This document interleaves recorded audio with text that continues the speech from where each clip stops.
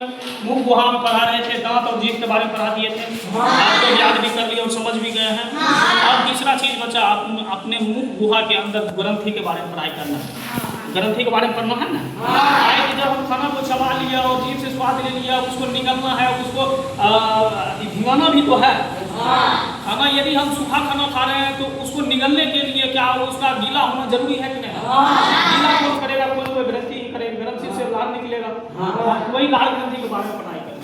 देखिए हमारे मुंह गुहा में 3 जोड़ी लार ग्रंथि पाई जाती है। 3 जोड़ी आपको याद रखना है। सिर्फ 1 नंबर याद रखना है, लार ग्रंथि के बारे में याद रखना है, क्लास 7 में, ठीक है। बाकी के ये दोनों सबमैंडिबुलर और सबलिंगुअल, ये दोनों आप नहीं भी याद रखेंगे कभी चलिए, ताकि आगे आपको 10वीं क्लास या 11वीं 12वीं क्लास में ये सब चीज आपको फिर से पढ़ाएंगे सब लोग, आगे बढ़ जाइएगा। अभी बस इतना याद रखिए कि हमारे मुंह में 3 जोड़ी लार ग्रंथि पाया जाता है। लार ग्रंथि 3 जोड़ी, देखिए एक मुहां के 3 इधर और 3 इधर, तो 3 3 6 हुआ।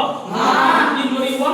यही देखिए फोटो हम बनाए हैं, देखिए हमारे ये मस्तिष्क का फोटो है। ये मुंह हुआ, मुंह हुआ के अंदर 3 जोड़ी, 1 2 3, एक साइड 3, इस साइड भी 3 हुआ ना, 3 जोड़ी हुआ ना। यही लार ग्रंथि हुआ। यदि लाला ग्रंथि, इसको कुछ लार ग्रंथि, लाला ग्रंथि इंग्लिश में पेरोटिड ग्लैंड कहते हैं। इंग्लिश में क्या कहते हैं? पेरोटिड ग्लैंड कहते हैं, ठीक है। इसी के बारे में हम क्लास 7 में अध्ययन करेंगे, इसका काम क्या है और इससे क्या क्या फायदा होता है, नुकसान भी क्या है। देखिए लाला ग्रंथि का काम या लाला ग्रंथि जो है प्रत्येक बताइए तो आप लोग जिस दिन फास्टिंग में रहते हैं या सहे रहते हैं उस दिन जो लगता है हमारा मुंह पानी आ रहा है से। हम लोग भर दिन पानी नहीं भी पिए, कपड़ भी मेरा मुंह उसको गीला महसूस होता है ताकि दवा सूखे नहीं, यही होता है। ये लाला ग्रंथि से प्रत्येक दिन 1.5 लीटर, 1 से 1.5 लीटर, 1 से 1.5 लीटर लार निकलता है।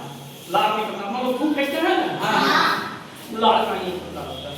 सब लोग पानी नहीं पीते हैं, फिर बोलते बोलते मुंह सूख जाता है, फिर आराम करते हैं, घोटते हैं कुछ तो पानी जैसा लगता है, घोटा रहा है, वही लार है। वही इसी लार ग्रंथि का ही काम है प्रत्येक दिन 1 से 1.5 लीटर लार को श्रवण करना, यानी निकालना, ठीक है। हम लोग फास्टिंग में रहते हैं, यही ग्रंथि हम लोगों को दम हो जाता है,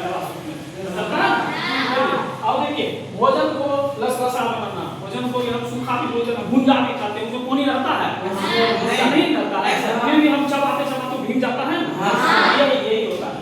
लाल ग्रंथि से जो लार निकलता है यही लार उसको भिगोने का, लसलसा बनाने का काम करता है। लसलसा इसलिए बनाया जाता है ताकि जब हम उसको चबा लेंगे, चबा के बाद उसको निकलना है, निकलना है, सूखा रहेगा तो हम यहाँ अटकेगा, अटकता है, वही गीला रहता है तो वो अंदर चला जाता है, पेट में आमाशय में चला जाता है। अब देखिए लार ग्रंथि में टाइलिन और एमाइलेज नामक एंजाइम पाया जाता है। लार ग्रंथि में टाइलिन नामक एंजाइम पाया जाता है। जो हम भोजन करते हैं ना, भोजन में हम जो भी किए, प्रोटीन किए, वसा किए, कार्बोहाइड्रेट शर्करा कुछ भी किए ना, उसमें कार्बोहाइड्रेट शर्करा हमारे मुंह से ही पचना स्टार्ट हो जाता है। प्रोटीन वसा का पेट में आमाशय में जाने के बाद उसका काम होता है पचना। लेकिन हम जो चावल हुआ या गेहूं रोटी हुआ, इस सब का पाचन हमारे मुख से ही स्टार्ट हो जाता है। यही टाइलिन नामक एंजाइम की उपस्थिति में, क्या समझ गए? अब देखिए यही जो लार ग्रंथि जो देखते हैं, ये लार ग्रंथि पेरोटिड ग्लैंड देखते हैं। जब देखिए हम कहीं मतलब जीवाणु जनित जगह पे रहते हैं या मुंह खुला रखते हैं, गंदगी मुंह में अंदर चला गया, यही जो लार पेरोटिड ग्लैंड जो है इसी में बैक्टीरियल इन्फेक्शन हो जाने की वजह से इसमें फूल जाता है ना, उसको गलसुआ बीमारी कहते हैं क्या? तो गलसुआ बीमारी इसी में बैक्टीरियल इन्फेक्शन हो जाता है, तब भी उसमें चिपकाने वाला आता है, चिपकाते हैं ना, दवाई में खाते हैं तो धीरे धीरे उसका इन्फेक्शन खत्म होता है, फिर ठीक हो जाता है।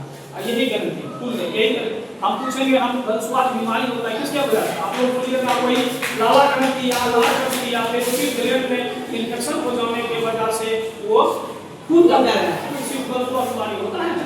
अब देखिए यही ग्लैंड जो होता है, यही लार ग्रंथि होता है, पेरोटिड ग्लैंड जो होता है, यही ग्लैंड समूह में यही ग्लैंड जो है ना, उसमें 20 ग्रंथि में बदल जाता है।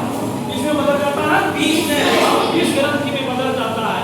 तब जाकर सांप काटते हैं, जैसे माने कि हाँ काटे दांत अंदर गया तो क्या वो उसके मुंह वहां पे नहीं रहता है, 20 ग्रंथि रहता है, क्या वो दोनों से काटेगा तो 20 ग्रंथि पर दाग पड़ेगा कि नहीं पड़ेगा?